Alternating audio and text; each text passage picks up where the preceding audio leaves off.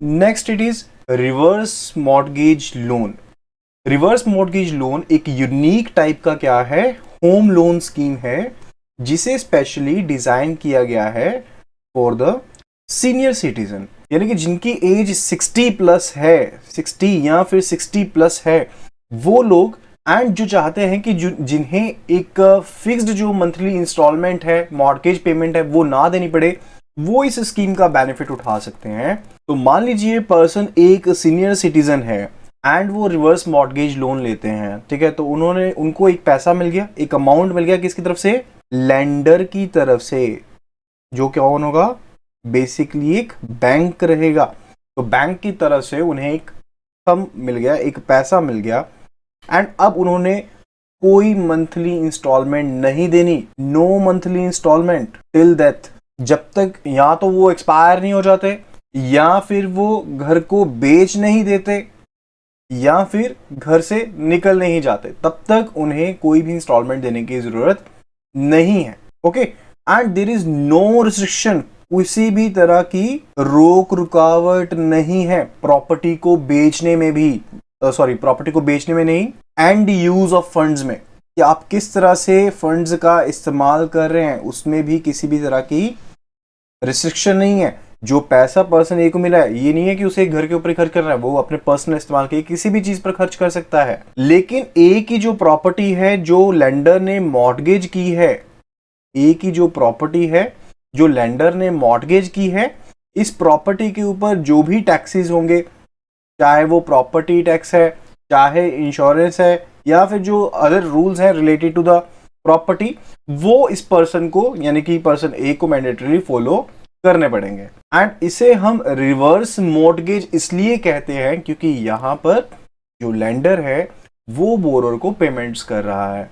तो जनरली क्या रहता है, जो अर्निंग कैपेसिटी होती है किसी पर्सन की, वो 60 साल की उम्र के बाद, यानी कि जब आप सीनियर सिटीजन हो जाते हैं, तो वो कम हो जाती है, ठीक है। तो वहां पर उस क्राइसिस के टाइम पर, जब आप दिक्कत में हैं, जब आपका कोई सोर्स ऑफ इनकम नहीं है कि जिससे आप अपने फाइनेंशियल नीड्स को पूरा कर सके, लेकिन आपके पास प्रॉपर्टी है, घर है जिसका आप इस्तेमाल कर सकते हैं, तो यहां पर आप रिवर्स मॉर्गेज लोन का इस्तेमाल करते हुए इसके ऊपर लोन ले सकते हैं। यहां पर जो होम होता है इसे प्लेज किया जाता है। ओके, एंड जो मॉनेटरी वैल्यू होती है घर की, उसे डिसाइड किया जाता है डिमांड के बिहाफ पर, करंट प्रॉपर्टी प्राइसेस के ही हिसाब से, हाउस की कंडीशन के हिसाब से, एंड जो लोन अमाउंट होता है वो लैंडर के द्वारा बोरोर को दे दिया जाता है, ठीक है।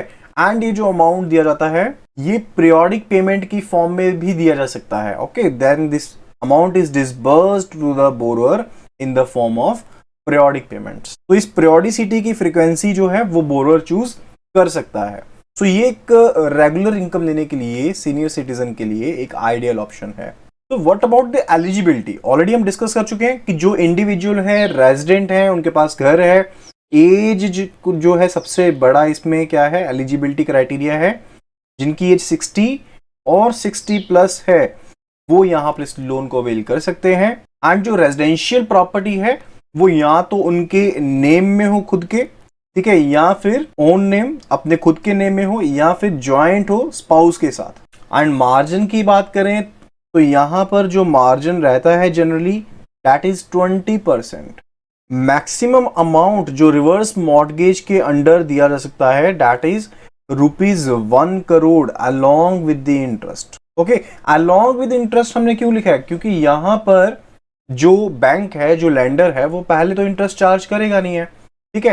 तो यहां पर वो इंटरेस्ट कब लेगा, जब पर्सन या तो एक्सपायर हो जाएगा, या फिर उसने घर को बेच दिया है, बेचना चाहता है, ठीक है, या फिर वो मूव आउट कर चुका है घर से, किसी और घर में जा चुका है एंड वो लोन बंद करवाना चाहता है।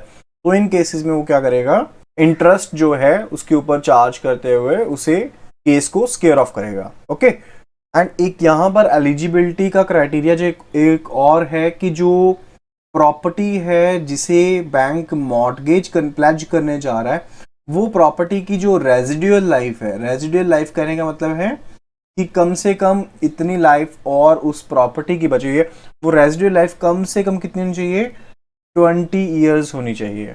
एंड एक चीज और है, अगर अगर मैरिड ऑनर है यानी कि पर्सन जो है वो सिंगल नहीं है, ठीक है, एंड उसके केस में जो लोन अलाउड होगा वो सिर्फ और सिर्फ जॉइंट फॉर्म में ही अलाउड होगा। यानी कि ए अगर लोन लेना चाहता है and he is married to B, उसकी शादी बी से हुई है, तो उसके केस में ये जो लोन दिया जाएगा ए को, ये जॉइंट नेम में दिया जाएगा विद बी, ठीक है। क्योंकि मान लीजिए इन केस अगर ए की डेथ हो भी जाती है तो ये तो नहीं है ना कि बी को घर से बाहर निकाल दिया जाएगा एंड घर को सेल कर दिया जाएगा, ओके, तो that will not be the case. And ये जो मार्जिन है ये डिफरेंट बैंक स्कीम्स के हिसाब से डिफर कर सकता है। कई बैंक्स में ये 40% भी है, कई में 20% भी है, तो it can differ from bank to bank. And कई जगह पर ये जो हमने इसका डिसबर्समेंट की बात की थी कि डिसबर्समेंट जो है वो ज्यादातर कैसे होती है, मंथली पेंशन की फॉर्म में होती है। जैसे आपको एक फिक्स पेंशन आ रही है उस तरह से इसकी डिसबर्समेंट रहती है, मंथली पेंशन की फॉर्म में रहती है। लेकिन कई जो केसेस हैं जो हो सकते हैं एक एज्ड पर्सन के साथ, जैसे मेडिकल ट्रीटमेंट के लिए उन्हें चाहिए या कोई ऐसा कोई एक्सपेंसेस है जो उन्हें पता नहीं था एंड बहुत ज़्यादा ज़रूरी एक्सपेंसेस है, तो उसके लिए वन टाइम डिसबर्सल भी यहाँ पर अलाउ किया गया है। लेकिन उसकी परसेंटेज रखी जाती है कि जितना, जैसे मान लीजिए किसी पर्सन को अमाउंट अलाउड हुआ टोटल कि 10 लाख रुपीज उसे मिलने हैं, ठीक है, in the course of time, duration of time, तो या तो उसे 10 लाख रुपए मिलेंगे एक पूरे टेन्योर के दौरान, या अगर वो एक फिक्स्ड मंथली पेंशन तो ले ही रहा है एंड अब उसको एक ऐसा इवेंट हो गया कि उसको एकदम से पैसा चाहिए कुछ, तो उसके केस में वन टाइम डिसबर्सल का जो प्रोविजन है वो भी यहाँ पर अलाउड है कि कई बैंक जो है वहां पर 40% तक का वन टाइम डिसबर्सल अलाउ करते हैं। यानी कि 10 लाख का टोटल अलाउड लिमिट नहीं, तो 4 लाख रुपए वो मैक्सिमम क्या करेंगे, वन टाइम डिसबर्सल भी अलाउ कर सकते हैं। Now let us see some questions based upon this. तो RMLEA scheme has been promoted by, तो RMLEA का मतलब क्या है, this is RM is for reverse mortgage, L is for loan here and E is for enabled, A is for annuity, क्योंकि एक annuity का case है जहां पर एक फिक्स जो अमाउंट है वो मिलता रहेगा, ठीक है, तो that is why it is called reverse mortgage loan enabled annuity, okay. So it has been promoted by National Housing Bank, HDFC, Central Bank of India, Star Union Dai-ichi Life Insurance Company Limited. तो ये जो scheme थी ये in conjunction with national housing bank ने promote की है with central bank of India and Star Union Daiichi life insurance company limited. तो answer will be option C here. Let's move to the next question which says which of the following features are true in respect of RMLEA? Married couples will be eligible as joint borrower for financial assistance. True कि married couple जो हैं वो joint borrower की तरह eligible होंगे अगर उन्हें financial assistance चाहिए under the RML. Second, it is joint borrower will have the option to receive the annuity separately in their respective individual names on proportionate basis that they may decide. So इस चीज को मैं यहां पर explain कर देता हूं। Likewise I told you कि ए एंड बी क्या है, हस्बैंड वाइफ है, ओके। यहां पर जब इन्हें रिवर्स मॉर्गेज लोन के स्कीम के अंडर लोन लेना है तो इन्हें एक मान लीजिए फिक्स्ड अमाउंट बता दिया गया कि आपको 15,000 रुपीज पर मंथ मिलेगा, 15,000 रुपीज पर मंथ आपको अमाउंट मिलेगा। तो यहाँ पर ये इनकी चॉइस है, ए एंड बी की चॉइस है कि ये एक ही अकाउंट में पैसे चाहते हैं, सिंगल अकाउंट में पैसे चाहते हैं, यानी कि जो ए एंड बी का जो ज्वाइंट अकाउंट है या फिर सिंगल नेम से अकाउंट है, ज्वाइंट अकाउंट ज्वाइंट नेम ही होगा ज्यादातर, आइदर सर्वाइवर अकाउंट ही रहता है, ठीक है, इनके केस में तो सिंगल नेम में चाहते हैं या फिर डिफरेंट अकाउंट्स में ये पैसा चाहते हैं in proportion, in different accounts in proportion, यानी कि ये जो प्रपोर्शन है ये डिसाइड की जाएगी ए बी के द्वारा। लाइकवाइज ये कहते हैं कि 7500 ए के अकाउंट में डाल दिया जाए एंड 7500 बी के अकाउंट में डाल दिया जाए, या फिर हो सकता है कि ए कहे कि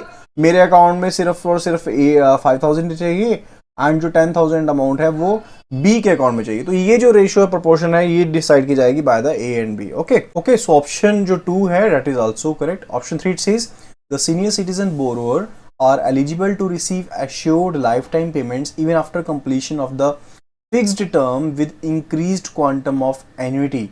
option 3 is also correct. So तो यहाँ पर एक चीज जो होती है दैट इज पीएलआई। पीएलआई क्या है? प्राइमरी लैंडिंग इंस्टीट्यूशन, ठीक है, यानी कि जो लेंडर है। तो प्राइमरी लैंडिंग इंस्टीट्यूशन को ये राइट दिया गया है कि वो टाइम टू टाइम रिवैल्यू कर सकता है प्रॉपर्टी को, यानी कि जो भी उनके पास मॉर्गेज है इंटरवल्स के ऊपर। इसे वैसे ज़्यादातर 5 साल के जो इंटरवल पर इसे क्या किया जाता है, रिवैल्यूएट किया जाता है। तो उसका मेन रीजन क्या है कि जो प्रॉपर्टी बैंक ने मॉर्गेज की हुई है, इंस्टीट्यूशन ने मॉर्गेज की हुई है, अब उसकी वैल्यू क्या है, एंड उसके हिसाब से अगर लोन में किसी तरह का रिवीजन करना है तो वो भी अलाउड रहता है। ओके, तो एक यहाँ पर मैं थोड़ा सा आपको ग्राफ शो करता हूँ, that will really help you out, कि यहाँ पर एज का क्राइटेरिया है कि जो एज है अगर तो वो 60 to 70 के बीच में है, तो जो लोन टू वैल्यू रेशियो रहती है डेट इज 60%। ठीक है, यानी कि जो LTV रहता है वो 60% रहेगा अगर एज जो है वो 60 to 70 के बीच में, एंड अगर एज है 70 to 80 के इन बिटवीन तो LTV कितना रहेगा, 70% रहेगा, एंड अगर 80 एंड अबव है उसके केस में जो LTV रहेगा डेट विल बी 75%। अगर आप LTV को नहीं जानते हैं तो let me tell you, LTV एक लोन टू वैल्यू रेशियो, एक फाइनेंशियल टर्म है, यानी कि जितना एसेट का वैल्यू है उसके अगेंस्ट कितना लोन प्रोवाइड किया जा रहा है। अगर 100 रुपीज मेरे पास वैल्यू है तो इस केस की अगर बात कर रहा हूं तो मैं 60 रुपीज पे कर रहा हूं। ठीक है, 60 रुपीज दे रहा है लेंडर, ठीक है, इस 100 रुपीज की एसेट के बदले में, तो ये 60 हुआ। इसी तरह से अगर 100 रुपीज का एसेट है एंड एज 80 एंड अबव है तो उसके केस में जो लेंडर है वो बोरोवर को 75 रुपीज दे सकता है। Okay, statement number 4 it says the periodic annuity payments are subject to income tax and taxable in the hand of the annuity recipients. यानी कि जो पैसा सीनियर सिटीजन को मिल रहा है एन्युटी की फॉर्म में, यानी कि मंथली फिक्स्ड पैसा जो पीरियोडिक फ्रीक्वेंसी फिक्स की जाती है बोरर के द्वारा, सीनियर सिटीजन के द्वारा, उनको वो पैसा मिल रहा है। लाइकवाइज आई टोल्ड यू कि पर्सन ए को एक फिक्स्ड इनकम मिल रही है, 15,000 की इनकम मिल रही है। ठीक है, तो ये जो 15,000 पर मंथ मिल रहा है दिस विल बी टैक्सेबल। ये क्या रहेगा, टैक्सेबल रहेगा। Okay, so that is also correct. So चारों ही स्टेटमेंट्स यहाँ पर करेक्ट है, तो और answer will be option D here.